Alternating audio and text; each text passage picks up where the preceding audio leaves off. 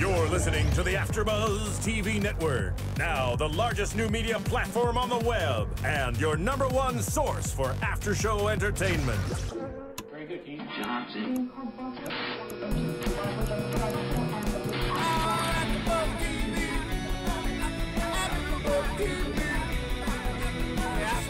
the AFTERBUZZ Studios in Los Angeles, California, presented by Maria Menounos and Bing.com, and streaming live thanks to Akamai Technologies, this is AFTERBUZZ TV's The Lying Game After Show. We'll break down tonight's episode and get you all the latest news and gossip. And now, another post-game wrap-up show for your favorite TV show. It's AFTERBUZZ TV's The Lying Game After Show. Hello, everyone. Bing is for doing, and we are doing another episode of The Lying Game, the after show, of course. And we have a lot to talk about because we are actually going to be talking about episode 3 and 4 from season 2, titled Advantage Sutton and A Kiss Before Lying. I'm your host, Cathy Kelley, and I'm joined by Danica Kennedy. Hello, Danica. And so we have a lot to cover because last week you were sick. Yes, and for the people that were watching live, I am so sorry. There's been a horrible cold going around everywhere, and I had a little coughing attack. So this week we're doing 2 episodes. Yes, but you're feeling better, which is awesome. We're healthy now. Everything's good. And we had another week to let it all simmer in our brains, like what is going on in the Lying Game. And we had a few more questions that were answered, which is nice to... Yeah, and I kind of changed my opinion about a few things. Uh-oh. But we'll dive into that when we get there. I want to know. Okay, so first, let's get started with Alec. He is out of jail, and we saw this in episode 3. He was released from jail actually because of some evidence that Thayer found. Thayer thought that this would convict Alec, but it ended up working in Alec's favor. Of course, we're talking about the cell phone, which was used by the waitress to frame Alec. Yes, and Rebecca had something to do with it, we found out. Yes. Which was kind of expected, kind of unexpected. We knew she was sneaky, but we found that out in the episode before this last one, that she was the one that had to do with the cell phone, and she got really mad at someone on the phone for making the call from, was it Flagstaff or some other area? And so at the end of that episode, I was feeling more warmed up to Alec. I was thinking, okay, Rebecca's evil, Alec is innocent. But then this last episode, he totally creeped me out way more. I still feel so I changed my mind.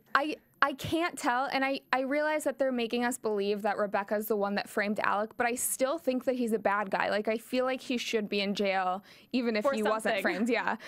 So I wanted to ask you, actually, who do you think the bigger bad guy is right now? Do you think it's Rebecca, or do you think it's Alec? Well, after this last episode, I'm leaning towards Alec. I was really strongly opinionated last week that Sutton and Rebecca are the most evil people on the show. And then he took Rebecca on this honeymoon into that creepy old cabin. And the whole time he just keeps saying these kind of like weird things like, I need to give my wife what she deserves and things like that. It's what like, was the thing? I'm gonna bury you, or if you framed me, I would have you buried in the backyard. I wouldn't be taking you on a honeymoon, which wasn't very romantic anyways. No. It was just really weird. And then there was that whole creepy Alfred Hitchcock inspired shower scene where the lights went off and she dramatically gets knocked out she gets knocked out by a coffee table, which was very weird. But I don't know. I still can't decide who is like the bigger villain, and we found out a lot more in this episode, but I want to also mention in episode 3, there was this altercation between Alec and Thayer after Alec was released from jail. And he yelled at Thayer, called him like a bastard child or something, and said that he would have never taken him in had he known that Thayer would betray him like this. Yeah, do you think, which is horrible. Do you think it was too harsh? Yeah, I mean, that's having your parents say that to you, like, I wish I never raised you, basically. Yeah. And well, we know that Alec isn't his biological father. I also believe that it was too harsh, but it's if you look at it from Alec's perspective, this is the kid that you took in, you raised because his mother left, and you've really, you know, fostered him throughout, you know, for over a decade, and he turns on you. He's the one that's trying to frame you, or not frame you, but he's trying to, you know, find evidence to convict you and send you to prison for life, potentially. Yeah, it's really a weird situation, because part of me is like, your kid's your kid. If you raise them, they're your kid, blood or not. But then at the same time, it's like, if your kid betrayed you like that and tried to throw you in jail, how would you react? And I wouldn't be too happy. I would be pretty angry. So in the heat of the moment, I could see why he would say that. Mm-hmm. Yeah. But I still think it was really harsh that he had to put it that way. What do you think? I don't know. I mean, I understand it from both sides. I think that it was too harsh, and I think that it might have been just something in the moment. He felt betrayed. Alec felt betrayed, but I don't know. I feel like Thayer had his reasons. He thought that Alec murdered someone, and I could see why he would want to. Yeah. I mean, Alec just does have that creepy, weird vibe. Something's going on with him. Clearly. I'm pretty sure. I don't know what it is, if it has to do with the same thing that Rebecca's plotting or not. Yeah. But either way, he's sketchy. There was definitely some things that went down 20 years ago or 18 years ago, 17 years ago when, you know, Sutton and Emma were born. That is the heart of this drama. And I feel like we're going to find out a lot more throughout this season as to what exactly went down during that whole time period. But we just don't know yet. Yeah. So I feel like we might find out soon, just because the little teaser they showed at the end of this episode, it seems like a lot of things get unraveled, but they always want you to think that in those trailers. Yeah. So after that creepy Alfred Hitchcock scene that you were mentioning, the lights go out, Rebecca hits her head, and she basically confronts Alec and says, "Quit this loving husband act. I know that you think that I framed you, but I didn't." She still is playing that card, even though we all know that she had something to do with him going to jail. And he denies it and says, like, "Oh, I didn't turn the lights off. They just went off. I was being the helpful husband trying to fix it. I went outside." But we know that that's not true because we saw his creepy silhouette approaching her while she was in her towel in the dark. And when they make up and hug and he kisses her cheek, he does this really like creepy look up, and it's like, you're up to something. They're both clearly playing each other, and I just don't know who is playing the other one better. It's hard to believe anything that anyone says on this show, first of all. So. Especially those two. Yeah. Those two and Sutton seem to be the worst ones playing. I just don't trust anything they say anymore.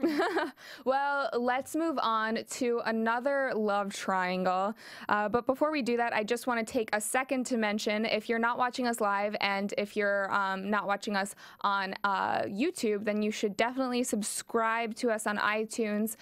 Make sure you go to iTunes, just type in AFTERBUZZ TV. Find the Lying Game podcast and subscribe. Also rate and comment, because we would love to know how we're doing, whether it's good or it's bad. We're always trying to improve our podcasts here at AFTERBUZZ. So let us know what you think about the show. Also, if you have any of your own predictions about the Lying Game, whether you think Alec is creepy, you hate Rebecca, you want to see more of Ethan shirtless, let us know, and we will give you a shout out on the show. So rate us 5 stars, please, and I think that's it. Yeah, and we love hearing feedback, whether you agree with us or not. We want to hear all sides, so please leave those comments. Yeah, and then also tell a friend, because that's really how we grow here at AFTERBUZZ. We are always looking to bring you more and more shows, so if you tell friends and, you know, spread the word, we're more likely to be able to bring you all these great shows. And for free, too, so. Everyone likes free. Yes. So back to the Lying Game. The love triangle between Laurel, Mads, and Jordan.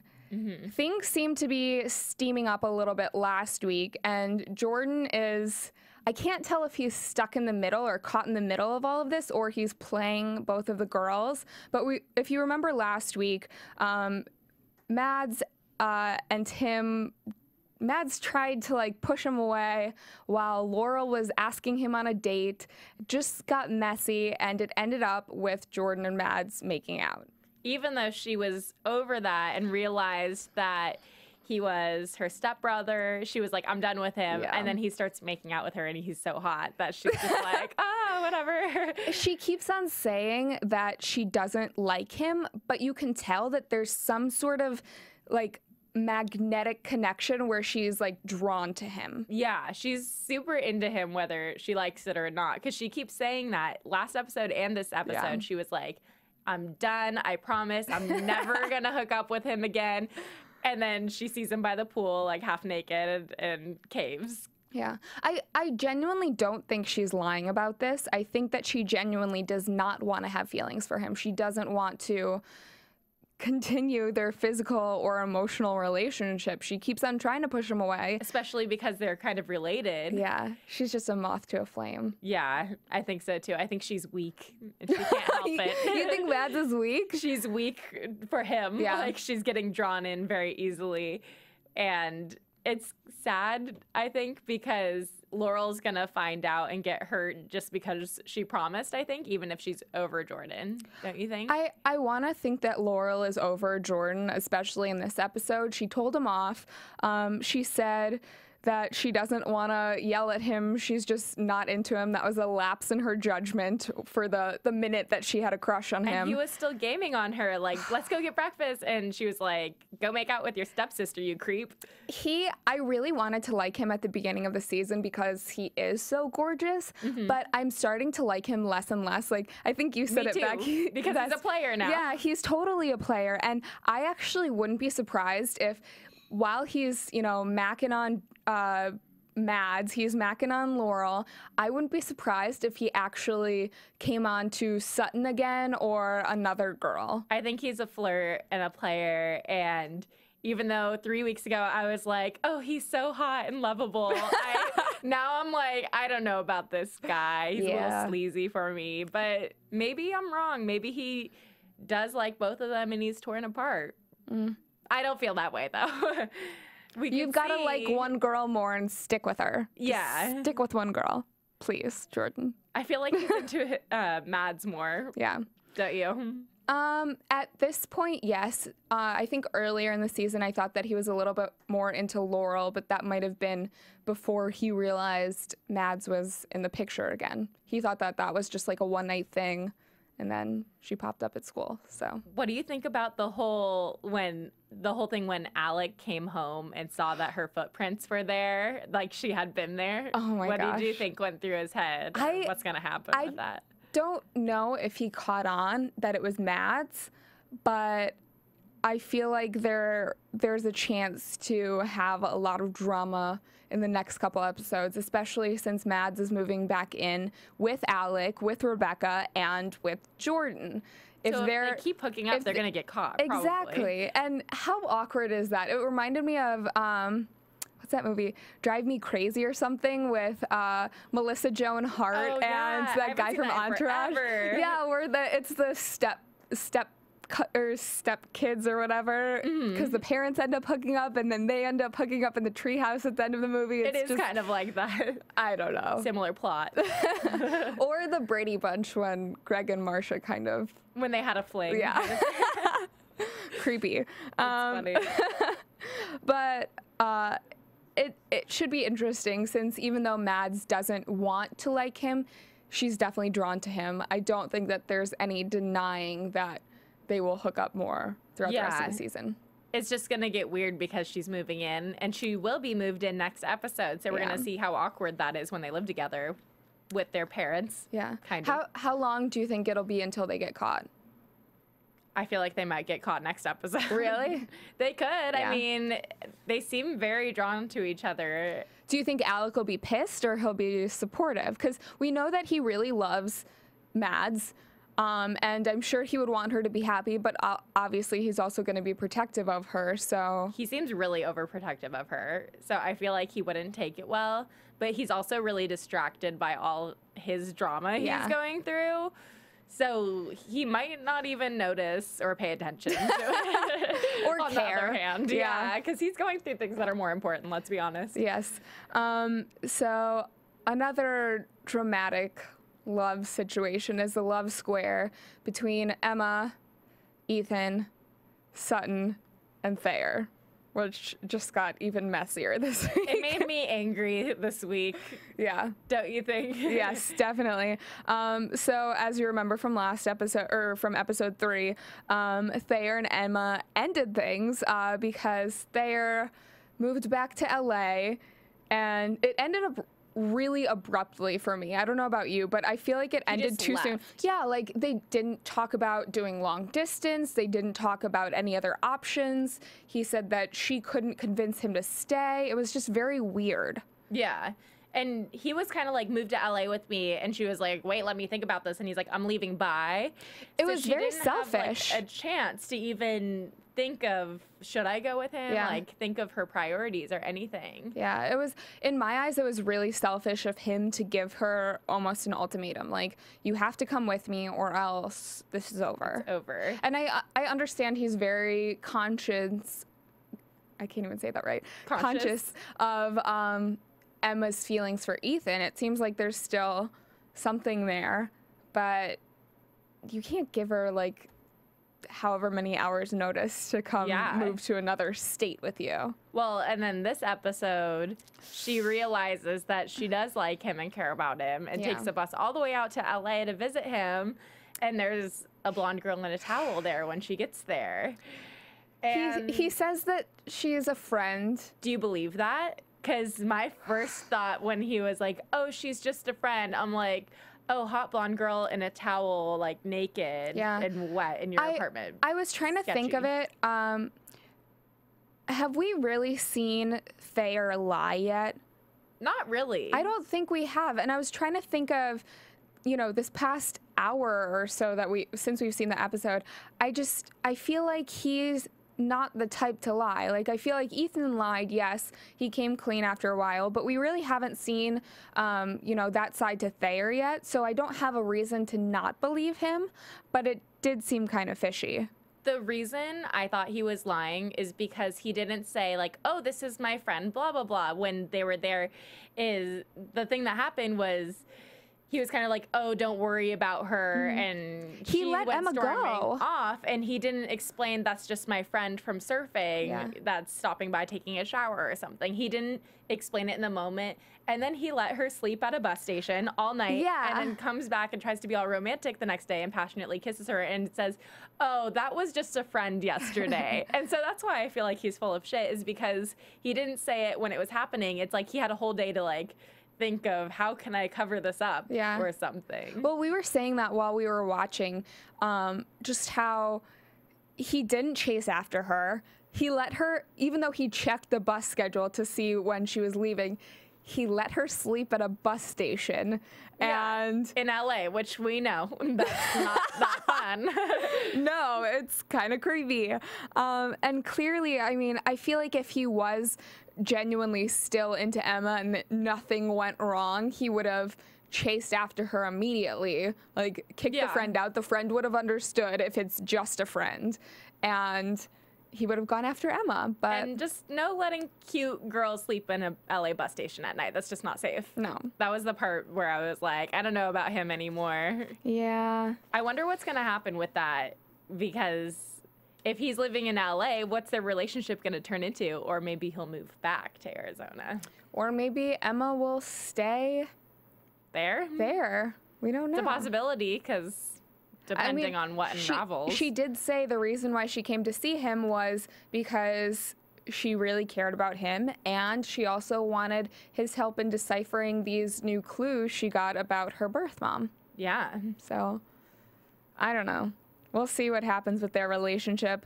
But then, on the other hand, we have Ethan and Sutton, and... Makes me so mad.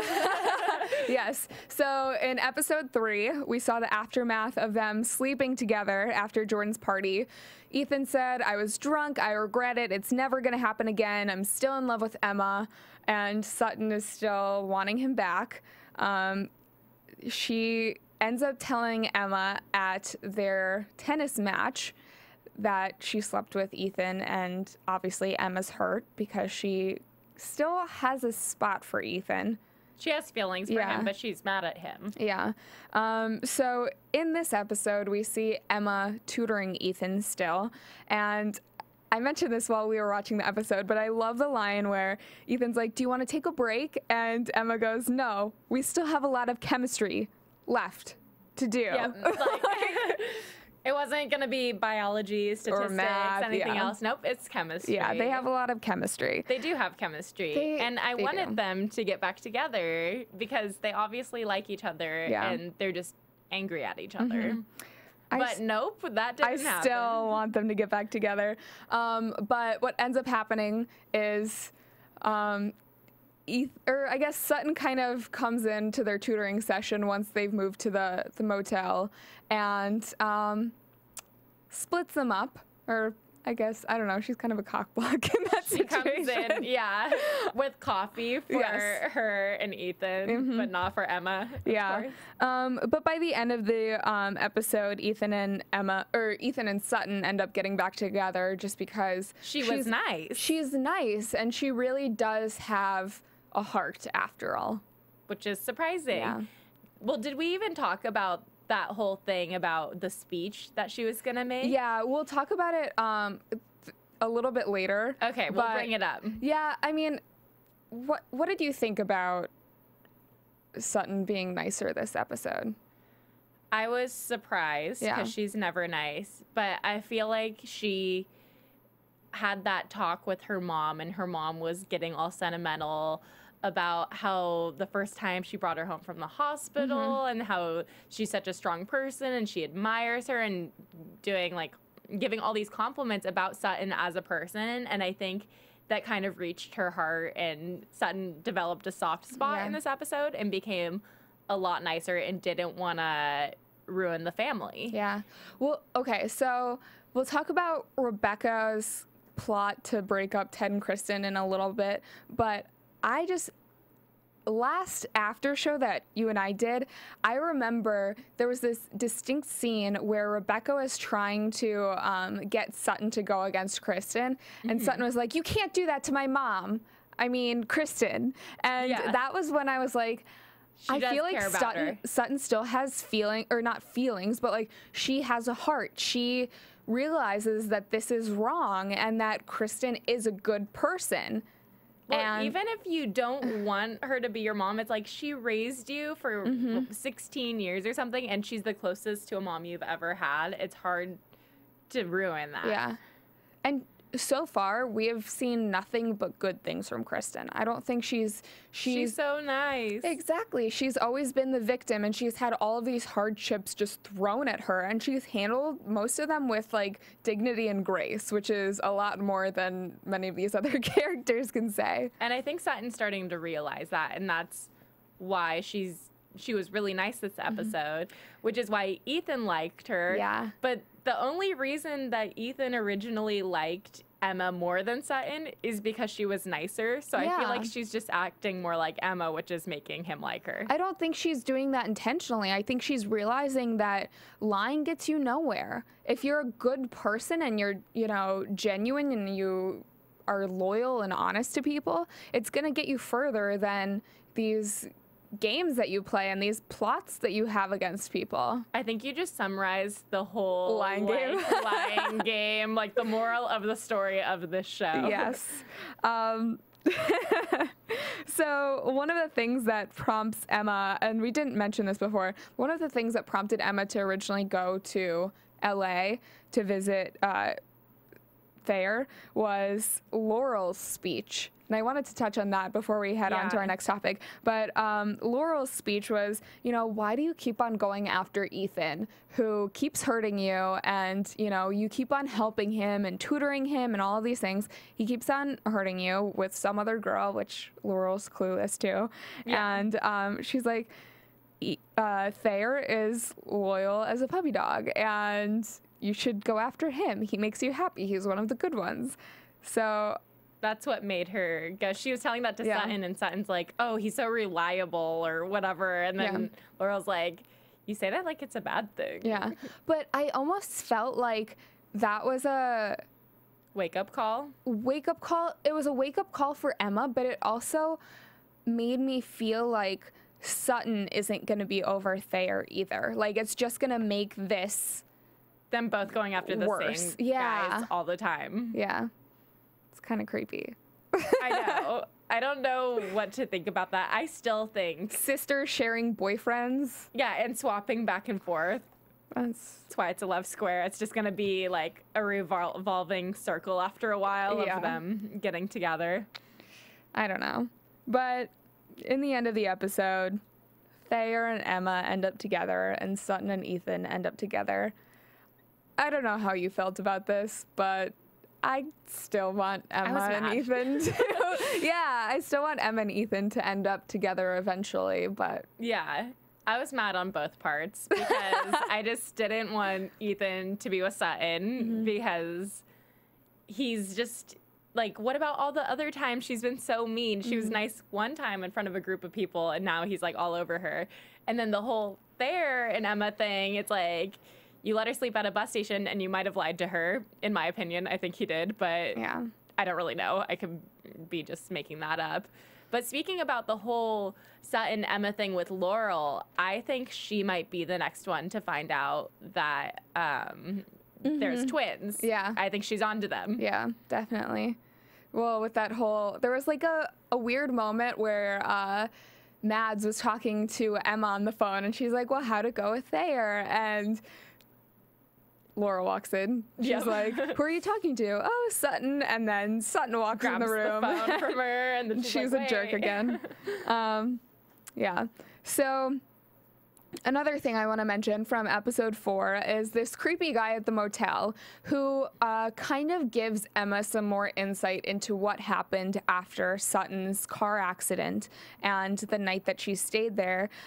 He says that Sutton was with 2 women, and he says you did take a really hard knock to the head, like, you know, because Emma doesn't remember that night. Obviously, she wasn't there.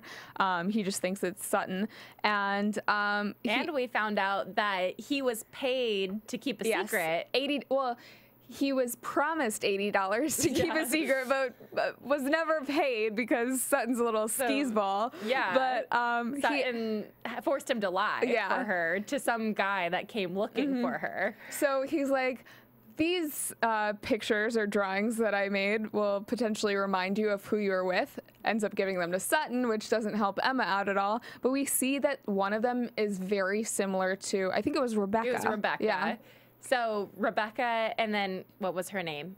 Annie. Annie were the 2 people there. We know that. We don't know what guy went looking for them. Yeah. And the rest we're going to figure Alec, out. Probably. Ted, I don't know. We'll find out.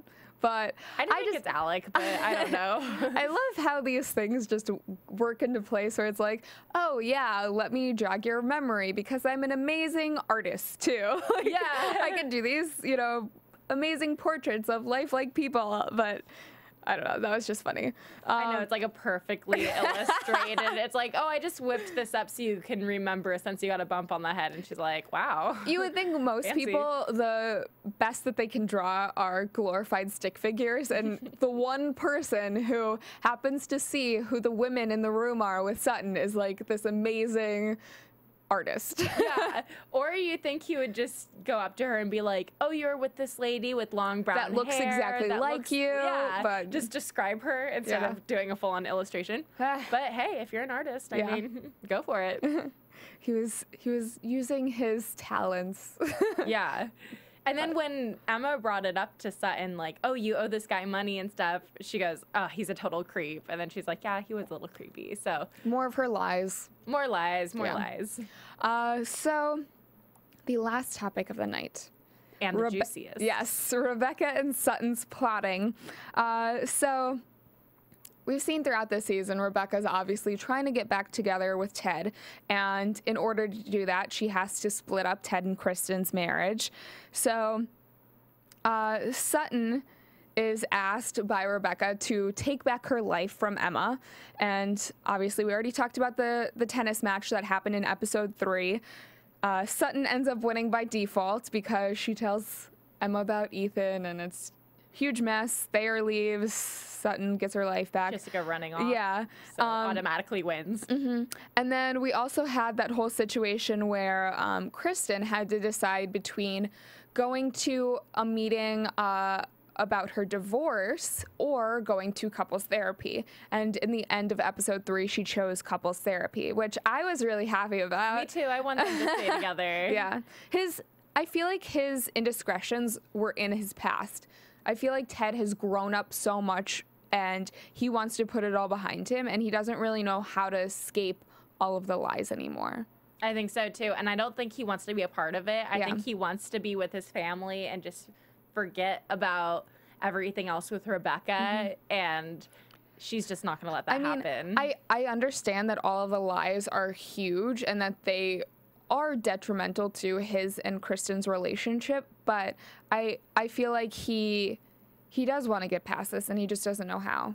And it was also, 17 years ago when all those lies probably happened, and he's still battling and dealing with them, which must be horrible.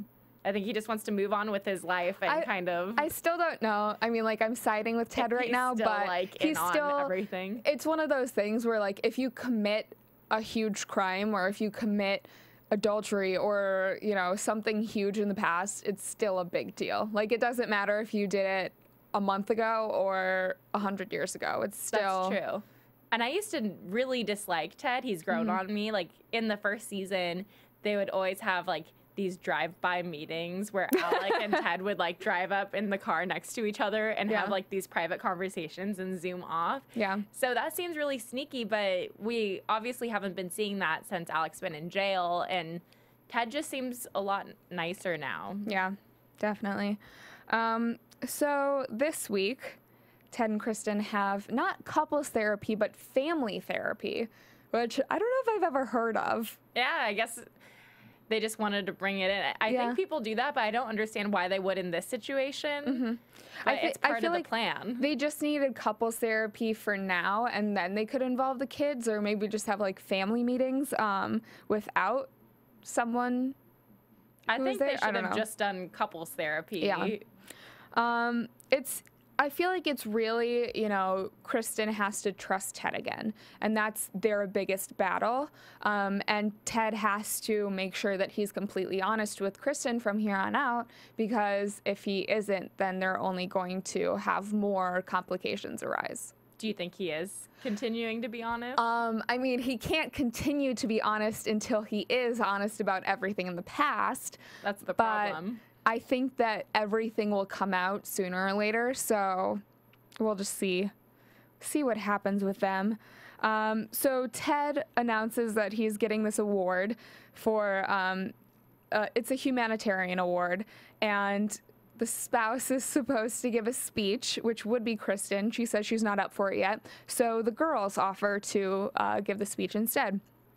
And it was Sutton's plan. She was like, oh, we'll do it, because she is plotting with Rebecca to break up the family. And she even told Rebecca, oh, I'm doing family therapy session. I'm going to kind of drop the bomb and ruin things. And that didn't go as planned. She actually spoke up how she wanted to. And she said, maybe you guys aren't that good together. Like, maybe you should break up. And Kristen was like, I see what you mean. Like, I see your side of the story. And then that's when she went into the whole speech about how Sutton's such a strong girl and a good person. I almost cried during that. Like, I know that it's a show, but, like, for a mother to love their daughter that much is, like, such a huge deal. And I feel like that's something that Sutton really needed to hear, because I feel like all she's really looking for, or all her character is looking for, is validation. She wants a mother that loves her, and I think she's finally realizing that it doesn't matter if it's your birth mother, it's just you need someone in your life who loves you, and that's Kristen. Yeah, whether it's birth family or not. And I think that kind of her whole speech about Sutton pumped the brakes on Sutton, destroying the whole therapy session. Yeah. And I think it made her think twice when she was giving the speech. Yeah. And so she didn't destroy everything. Yeah. During the speech, Rebecca asked Sutton before the speech to drop the bomb about Ted being Sutton's birth father, which then everyone would kind of find out that Rebecca is the birth mom. She didn't tell them to drop the bomb about Sutton having a twin that they've been hiding all along, but it still would have been enough to split Ted and Kristen up. And which is all they really care about. Yeah. But I don't know. I feel like even though it didn't happen and Sutton chose the right path, I feel like it's just a bomb ticking. It's gonna happen. Like, I feel like Rebecca is determined to get her way. She's gonna stop at nothing. She's not gonna let anyone ruin her plotting and scheming. I agree. I think it's gonna come out soon. It's like a ticking bomb, and they're gonna find out in the next few episodes. Yeah. So instead of Sutton dropping the bomb and telling everyone at this entire award ceremony that Ted had this indiscretion, had a kid out of it, she actually said something really nice about Kristen. She says, my dad, Ted's greatest accomplishment is marrying my mom, Kristen Mercer, which was one of the sweetest things we've ever heard Sutton say, and almost seemed very uncharacteristic of her. Yeah, I was nervous watching her speech because in the beginning she was like, I was going to talk about this, but, and it's like, uh-oh, what is she going to say? But did you notice that when she started saying the nice things was right when Ethan walked in? I couldn't tell if she saw him and that's what sparked her to say the right things. I thought that kind of, but I'm not sure. To impress him. I genuinely think that it wasn't anything to do with Ethan. I think it was to do with she's realizing that Kristen is actually a very good person and she shouldn't, ruin her do life. Vindictive things against her. And that, the thing that happened, the kiss that happened with Ethan was just an added bonus at the end. Yeah. But I don't know. It was kind of a coincidence, though, that he looks all hot and walks in right when she's giving the speech. Well, the speech was at the club, so it makes sense that he was there. Maybe not in that room, but I know. So after all of that is said and done, Rebecca actually threatened. I feel like she was threatening Sutton. She zoomed up in her Mercedes and almost hit her, and then slammed on the brakes and started yelling at her. She was like, "What the hell happened at the banquet?" And handed her. Not part of our plan. Yeah, she handed her a journal that is supposedly. I don't know if it's actually from Kristen or this is another one of her plots to get. Could have been forged by her and be completely fake. I don't know if she could have written an entire journal in that amount of time, but I'm sure, I feel like even if Kristen, and we saw this in the promo, even if Kristen did say that she wanted to give Sutton back, I feel like so many new moms are not ready. You've heard of postpartum depression, and I feel like it's even harder, I can't imagine what she was going through, but it's even harder if you adopt a kid and you had, a week or a month to decide about adopting, when normally I feel like mothers have 9 months to prepare themselves for, bringing a kid into this world. And she was just, I know she always wanted kids, but she just kind of had this baby. It's a big thing, a big commitment to have a baby. And even if she did write that, I'm not sure about this baby, it's it happened so long ago. And obviously she cares about her a lot now if she's raised her and everything. Yeah. It shouldn't really matter. But, of course, Rebecca is, going to use it against her. Using it against her to make it seem like she's a worse mom than she is. So you don't think that Kristen is evil? I don't think so.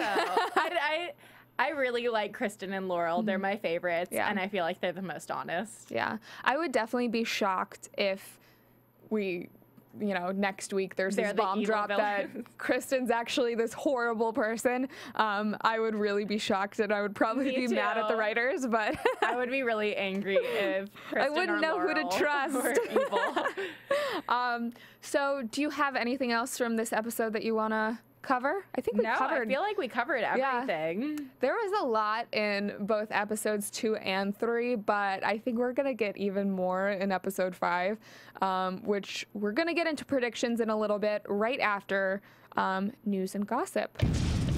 AFTERBUZZ TV News. So there wasn't much news this week, but Alex Chando, who plays Emma and Sutton, she talked to Wet Paint, gave an interview, and she kind of spoke about Emma and Sutton's future in this season. She said that Emma gets smarter in season 2, as we've kind of seen, and she also gets stronger. And Alex said she makes some discoveries of her own that nobody else discovers, so she is the main person on the case. Which leads me to believe that later in the season, she will find out things, not just about her birth mom, but maybe about Alec or Ted or what happened in the past. So. I really want answers. Me too. So hopefully that's what she's hinting at. She also says that Sutton goes through some emotional things as well. Which, boy problems? Yeah, it seems like we're kind of seeing the softer side to Sutton, so... I felt like this episode, this last one, I was more on the edge of my seat than usual, and I liked it. Yeah. And I hope that the suspense and mystery keeps building up. Yeah, I like that. So I have one more piece of news and gossip, but I feel like every interview that I've seen from one of the actors from The Lying Game, they always hint at stuff, but they never give anything away. They can't. It pisses me off, though, because, I just get so upset because I'm like, oh, another interview with, Jordan or whoever it is. And they always say things like, oh, you'll see a lot of dates between me and Mads and, me and Laurel. I want spoilers. I already know that they're going to go on some dates.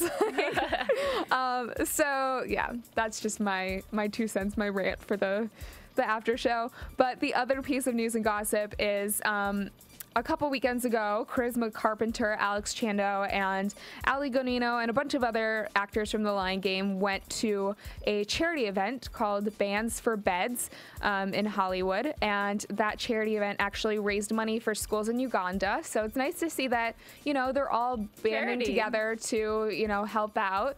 And Ali Gonino, who is actually in a band, she plays Laurel on the show, who's in a band. Her real life band played at the event. Oh, so, okay. Yeah. That's cool. It is cool. So it kind of shows that they're, another coughing attack. Not again. Well, at least we're done with news and gossip, yes. So we'll move right along into predictions. Sounds good. Before you start dying again. Before I die on camera. Yeah. AFTERBUZZ TV predictions. So. Predictions. Yes. I think Mads is going to keep hooking up with Jordan. Well, yeah. That seems like a given. I don't think she has any... Excuse me. She doesn't have any control over that situation. As much as she wants to, I don't think she does. But I want to know... We know that we don't think that Kristen's evil. We don't think that Laurel's going to turn evil. But I want to know... who do you think... Because we see in the promo, Emma tells someone that she's Sutton's twin sister. Who do you think that person is? Laurel, possibly. I think it's Laurel. I agree with you. She's already onto it, and I feel like she's going to be the next one to find out, just a gut feeling. Yeah, I definitely agree with you. I think that it is going to be Laurel, and I really hope that it's going to be in the next episode. But we will have to see. Also, I think it will be because of the preview. Yeah. Hopefully. Yeah. Fingers crossed. Any other predictions for the next episode? I think that Rebecca and Alex's relationships definitely on the rocks. Oh, yeah. And there's going to be a lot of drama in that household with the kids, too. Yeah, definitely. You can't have that many people under one roof when there's so much tension. Oh, my gosh. Can't even imagine. Yeah. So I think that wraps up our recap of The Lying Game episodes 3 and 4. In the meantime, we would love to continue the conversation with you all. So if you guys have your own predictions about episode 5 or just want to talk about what happened in episodes 3 and 4 or anything in The Lying Game, make sure to contact us. Where can they find you? You can find me on Twitter at Danica Kennedy. And you can find me on Twitter at Cathy Kelley. You can find all of us on Twitter at AFTERBUZZ TV. So make sure to keep the conversation going, and we will see you next Wednesday at 6 p.m. From Bing.com, executive producers Maria Menounos, Kevin Undergaro, Phil Svitek, and the entire AfterBuzz TV staff, we would like to thank you for listening to the AfterBuzz TV network. To watch or listen to other after shows and post comments or questions, be sure to visit AfterBuzzTV.com. I'm Sir Richard Wentworth, and this has been a presentation of AfterBuzz TV. Buzz you later. The views expressed herein are those of the hosts only and do not necessarily reflect the views of AfterBuzz TV or its owners or principals.